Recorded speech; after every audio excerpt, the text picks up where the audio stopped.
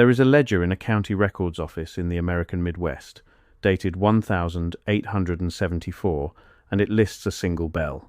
It does not record the bell's weight. It does not record its price. It records its purpose. And next to that bell, written in the careful hand of a clerk who had no reason to invent anything, are 3 words: for the healing. That clerk is long dead. The infirmary that ordered the bell is gone, and the bell itself, according to every record that survives, was taken down sometime before 1890 and never accounted for again. To most of us, that is just an odd footnote, a strange phrase in an old book. But across the United States, in the decades before 1880, there are hundreds of these footnotes. Bells described not as instruments of sound, but as instruments of medicine. Bells installed in hospitals, in asylums. I have to pause here for a second, because what I just described, that is one case from a much larger pattern. There are 35 documented cases in a document I put together. Different cities, different decades, different types of evidence. Every single one follows the same sequence: discovered, documented, acquired, disappeared. I could not fit all of it into a video. It's in the pinned comment below. Find it before we continue. In mineral spring sanitariums, in towns that raised entire stone buildings just to hold them. And the records claim, over and over, that the craft of casting these bells was not new. They claim it was old. 800 years old. Then, in a window of barely 10 years, the foundries that made them went quiet. The men who knew how to cast them stopped appearing in the trade registers. The bells came down. And by 1890, the whole tradition, if you trust the documents that are left, simply slipped out of the country as if it had never been here at all. So what were these bells? Who cast them? And why does the official story of American industry have nothing to say about a craft that supposedly ran for 8 centuries and then disappeared inside a single decade? Let's go back to the beginning, or at least as far back as the records will allow. The first thing you notice when you start pulling old American town histories off the shelf is that bells used to matter in a way that is hard for us to picture now. A new bell was not a purchase. It was an event. Townspeople gathered to watch it poured. They threw silver coins into the molten metal because they believed silver changed the voice of the bell. Children were brought to stand near it when it first rang, the way you might bring a child to be blessed. We tend to explain all of this away. We say it was superstition. We say people were simpler then, that they did not understand acoustics or medicine, that they attached meaning to loud objects because loud objects were rare. And maybe that is the whole answer. But here is the part that does not fit so neatly. The people writing these accounts were not peasants. They were doctors. They were town engineers. They were the men who ran the new hospitals. And they described the effect of these bells in clinical language, the same language they used for splints and tonics and surgery. One account from a sanitarium in the 1860s describes patients being brought into a hall beneath a large bell at fixed hours of the day. The author does not call it a service. He calls it a treatment. He records who attended, how long they stayed, and what he observed afterward. He writes about restlessness easing. He writes about fevers that seemed to break on schedule. He writes, in the dry way of a man making notes for himself, that he could not explain it and did not intend to try. Now, you can read that and roll your eyes. People believed all kinds of strange things. But the question that keeps pulling me back is not whether the bells worked. The question is why so many serious, educated, practical men in the same era, in towns hundreds of miles apart, were independently building their medicine around the same object. And why every one of them seemed to assume the practice was ancient, established, and entirely normal. Because that is the second strange thing. None of these accounts treat the healing bell as a discovery. Nobody writes, "I have invented a new method." They write as if they are continuing something. They reference older foundries. They reference older bells, recast from metal that came from somewhere else. And a handful of them put a number on it. They say the craft goes back 800 years. 800 years. From the 1870s, that points you back to the years around 1070, long before anyone in the standard story was casting anything on this continent at all. So either these men were repeating a legend they had inherited and never questioned, or they were describing a line of knowledge that our history simply does not account for. And I want to be honest with you here. I do not know which it is, but I know that the records, taken at face value, describe the second one. And that should bother us more than it does. Let's talk about the metal. Because if the stories were only about ritual and feeling, they would be easy to set aside. The trouble is the metal. A standard bell from this period is bronze, copper and tin, in a ratio that founders guarded like a recipe, because the ratio is what gives a bell its tone and its endurance. That much is ordinary metallurgy, and we understand it well. But the healing bells, the ones singled out in these records, are described as something else. The accounts mention silver, which we expected. They also mention metals that should not have been there. Trace additions that the writers could not name, that came, they said, from older bells melted down, bells that had themselves been cast from still older bells. Think about what that means if it is true. It means the actual material was being passed forward across generations.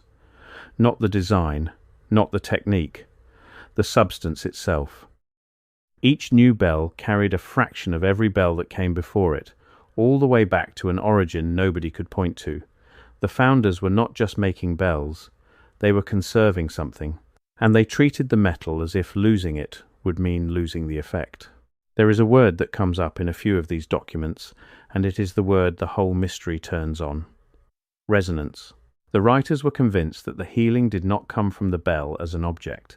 It came from the frequency, the specific pitch, the way it filled a room, the way it moved through stone and water and bone.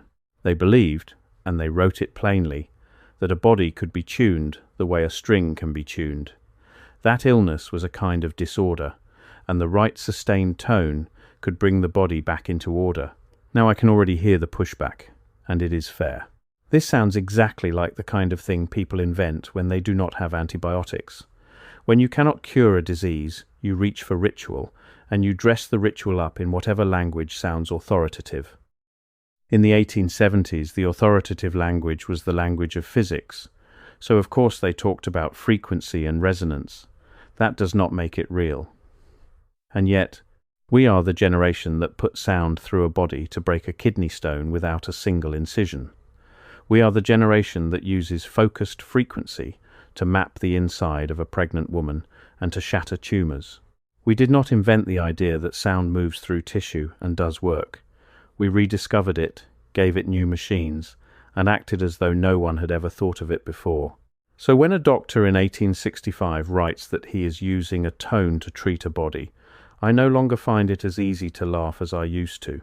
He may have been wrong, but he was not asking a stupid question. Before we go further, I want to show you something about where these bells turn up, because the map matters more than you would think.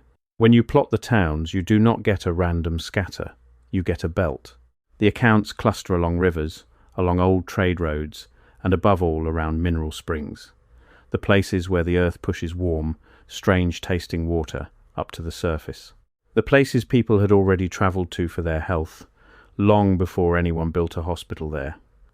That is suggestive, and I do not want to oversell it. So let me be plain about why. A skeptic has an easy answer. Sick people went to mineral springs because the water was warm and the air was clean and the trip itself was rest. Towns grew up to serve them. Those towns got hospitals, and hospitals got bells, the way any building of importance got a bell. So, of course, the healing bells cluster around the springs. That is just where the sick people were. There is nothing to explain. And that answer holds, right up until you read what the founders themselves said about the springs. Because they did not treat the water and the bell as two separate things that happened to share a town, they treated them as parts of one method. The water moved through the body from the inside. The tone moved through it from the outside.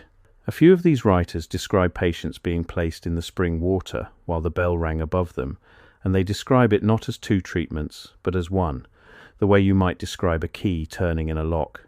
The water opened something. The sound did the work. Whether that is medicine or poetry, I cannot tell you. But it is a coherent idea, and coherent ideas do not usually appear by accident in a dozen towns at once. Now, Let me tell you about the men who cast the bells, because this is where the standard story gets quietest of all. You would expect, for an industry running across a continent, a flood of names. Famous founders, family dynasties, rivalries, patents, advertisements boasting that one maker's bells rang truer than another's. That is what a real competitive industry looks like, and we have exactly that record for ordinary bell founders of the period. We know their names. We know their feuds. But the men tied to the healing bells are not like that. They are thin in the record, and where they appear strange. They do not advertise. They do not boast. They are listed by trade in one census and gone by the next. Several accounts describe them as a closed community, marrying within the trade, training only their own, keeping the alloy as a family secret that was never written down because writing it down was forbidden. One memoir, written by a man who grew up near such a foundry, says the founders would not let outsiders watch the pour. Not for safety, for secrecy. He says, as a boy he believed they were hiding something shameful. As an old man, writing it down, he was no longer sure it was shame. So we have a craft that hides itself, a knowledge passed only by blood and apprenticeship, never by book. And here is the thing about knowledge that lives only in people and never on paper. It is the easiest knowledge in the world to lose. You do not need to burn a single document. You only need the people to stop. One generation that does not train the next, for whatever reason, and an 800-year chain snaps in a single link, and there is nothing left to read because there was never anything written. If you wanted to design a body of knowledge that could vanish without a trace, you could hardly do better than this. And that is exactly the kind of knowledge these accounts describe, which means we do not even need a conspiracy to explain the silence. We only need the chain to break at the right moment. So what could break it? Let me give you the boring answer first, because the boring answer is probably part of the truth. The 1880s were the years the modern world arrived in America in a hurry. Standardization arrived. Regulation arrived. The idea that a thing had to be measured, certified, licensed, and approved by a central authority arrived, and it spread into every corner of life, including medicine and including manufacturing. New boards decided who could call himself a doctor. New standards decided how a thing could be sold, and a closed community of secretive founders, making bells whose value they could not explain in the new language of certificates and measurements, would have had no place in that world at all. You can see how it would go, even without anyone meaning any harm. The new hospitals are built to new standards, and they do not include a bell hall, because no standard calls for one. The new medical boards do not recognize a treatment that cannot be written down and taught from a book, so the men who practiced it quietly stop, because there is no license for what they do. The old foundries cannot certify their alloy, because the alloy is a secret, so their bells cannot be sold into the new institutions, and the orders dry up. No villain, no meeting. Just a new system that has no slot for the old thing, and an old thing too secret to defend itself. That is plausible. I believe a great deal of it. But notice what even the boring answer admits. It admits that the knowledge was real enough to be displaced. You cannot regulate a thing out of existence unless it existed. The standardization story is not an argument that the bells were nothing. It is an argument about how something real was pushed off the edge of the official world. And once you have agreed that something real was pushed off the edge, the only question left is how far down it fell, and whether anything is still down there. There is one more account I have to give you, because it is the one I cannot get out of my head. It comes from a town where a large healing bell cracked late in the century and had to be taken down. When they lowered it and examined the break, the men who did the work claimed they found something inside the metal, not an object, a structure. They described the inside of the bell as layered, like rings in a tree, as if it truly had been cast and recast and cast again across a span of time too long for any of them to imagine, each layer a different shade, a different age. They could not test it. They had no way to. They wrote down what they saw, and then the bell was carted off for scrap, and the cracked metal with its strange rings went into the furnace with everything else. If that account is honest, and I have no way to know, then the founders were telling the truth about the one thing that mattered most. The metal really did carry its own history inside it. Each bell really was the sum of every bell before it. And we melted the evidence down to make rebar, or fence wire, or a newer, louder, emptier bell. Before I go further, that document in the pinned comment. If you have not found it yet, go there now, because everything I cover in these videos is one piece of a pattern that only becomes visible when you see all 35 cases together. The document shows you the full pattern. What I can show you here is the surface. What is down there is everything underneath it. Pinned comment, now, then come back, because we had already decided there was nothing in the old one worth keeping. Here is where the story stops being a curiosity and starts being a problem. Because if this craft existed at the scale the records suggest, it should have left an enormous footprint. Foundries are not small. Casting a large bell is one of the most demanding industrial tasks of the entire era. It needs furnaces, fuel, skilled labour, transport, and money. A tradition running for centuries across a continent would mean a vast network of these operations, and that network would mean account books, tax records, shipping manifests, newspaper advertisements, apprenticeship rolls, the whole paper trail of any major industry. So where is it? This is the part that turned my curiosity into something closer to unease, because the footprint is there, but it is broken. You find the bells in the town histories. You find the orders in the local ledgers. You find the men in the early census records, listed by trade, founder, and bellmaker and metalworker. And then, somewhere in the 1880s, the trail thins out. The founders stop being listed. The foundries stop being advertised, and the bells themselves start coming down. The official explanation is simple, and on its own it is reasonable. Industry changed. Steel arrived. Mass production arrived. Small regional foundries could not compete with the big standardized works back east, so they closed, the way thousands of small American businesses closed in those same years. The old crafts gave way to the new machines. It happens in every industry. There is nothing mysterious about a trade dying when something cheaper and faster comes along, and if that were the whole story, I would accept it and move on. But a trade dying does not explain everything that happened here. When a craft becomes obsolete, the objects usually survive. We still have the tools of dead trade sitting in museums and barns and attics all over the country. Obsolescence kills the business, not the artifacts. So if these bells were merely outdated, we should still have them. We should be able to walk up to a few hundred of them, weigh them, test the metal, measure the frequency, and settle this question in an afternoon. We cannot. Because the bells did not just stop being made, they were removed. The records describe it in pieces, never all at once, which is part of why it has stayed hidden in plain sight. A church bell taken down for safety, an asylum bell sold for scrap, a sanitarium bell that was supposedly cracked and recast into something ordinary. Read any one of these on its own and it is nothing. A worn-out bell, replaced, but read them together, across hundreds of towns, inside the same narrow band of years, and a shape appears. The shape is a removal. Quiet, scattered, locally explained, and almost total. By the time the 1,890 census comes around, the men are gone from the rolls. By the time the new century turns, the buildings that housed the bells are being repurposed or torn down, and within a generation nobody is left who watched it happen.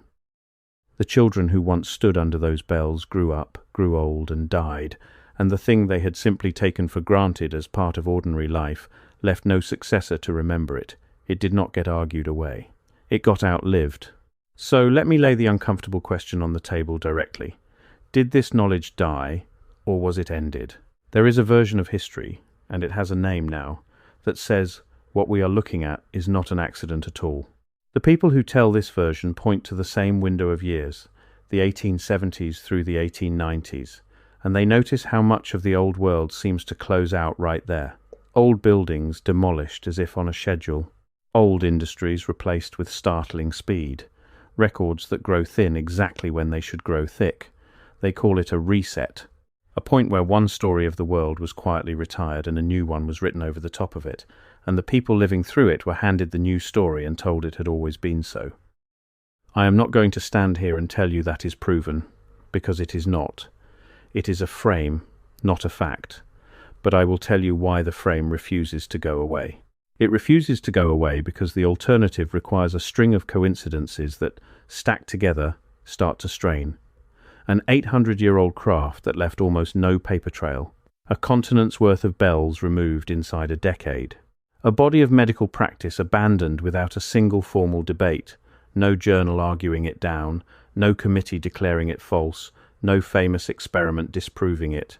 Things that are wrong usually get refuted. They get attacked, studied, and beaten in the open. This was not beaten. It was simply gone one morning, and the morning after that, no one spoke of it. Now here is where I have to be careful, and where I want you to be careful with me. Because it would be easy, and it would feel good, to tell you that someone did this on purpose, that there is a villain. A meeting in a room where powerful men decided to erase a healing technology because it threatened the medicine they wanted to sell. That story is satisfying. It gives us someone to be angry at, and I cannot give it to you because the records do not give it to me. There is no document I can show you with a signature on the order. If it existed, it is not in front of me. But the absence of a villain does not restore the missing bells. The mystery is not solved by deciding there was no conspiracy. The mystery is the gap itself, and the gap is real whether or not anyone intended it. Let me show you what I mean by the gap, because this is the heart of the whole thing. Take everything the standard history is comfortable with. The bells were ordinary bronze. The healing was superstition. The foundries closed because of industrial competition. The bells were scrapped because they were old. Every one of those claims is individually believable. I can defend each one to you for a full minute, and you would nod along. Now ask the standard history one question it cannot answer cleanly. If it was all ordinary, why does the practice itself vanish so completely from the medical record? Industries die and leave museums. Superstitions die and leave folklore, songs, sayings, festivals. Real things leave residue when they go. But this thing left almost nothing. No surviving school of practice. No fading tradition that limped into the 20th century before dying. No grandmother's remedy passed down. It is as if the practice was not merely ended, but unremembered, scrubbed out of the kind of cultural memory that even dead ideas usually get to keep. That is the part I cannot make peace with. Not the bells. The forgetting. So what do we actually have left? What survives that you could go and touch? Less than you would hope, and more than you would expect. There are bells in old church towers that do not match their records. Bells whose stated casting date and stated origin do not line up with anything documented. Bells that local historians shrug at and call mysteries and then never investigate, because investigating would cost money and answer a question nobody is asking. There are foundations of buildings marked on old town maps as infirmaries or healing halls, where there is now a parking lot or a field. There are the ledgers, like the one I started with, sitting in county archives, with their 3 quiet words, untranslated into any larger story, and there is the metal. Somewhere, in bells that were recast into other bells, the original material may still be moving through time the way the old founders intended. If they were right that each bell carried a piece of every bell before it, then a fragment of the original substance, whatever it was, could be hanging in a tower right now, ringing on Sundays, its purpose forgotten, its history rewritten, doing nothing but marking the hour. I find that almost unbearable, if it is true. A thing that was once treated as sacred, as medicine, as the inheritance of 800 years, reduced to a timekeeper, not destroyed, worse than destroyed, demoted and forgotten and made ordinary. And there is a wider context here that I cannot ignore, even though it is the part most likely to get me dismissed. America was not the only place with these stories. If you go looking, the idea that sound could heal, that a sustained tone could move through a body and set it right, turns up across the old world in forms too varied to be one borrowed legend. Singing chambers. Resonant stone halls built with no obvious purpose but to ring. Temples whose acoustics are so precise that we still can't fully explain why their builders bothered. We tend to file all of that under religion, because that is the safest drawer. But the American founders did not file it under religion.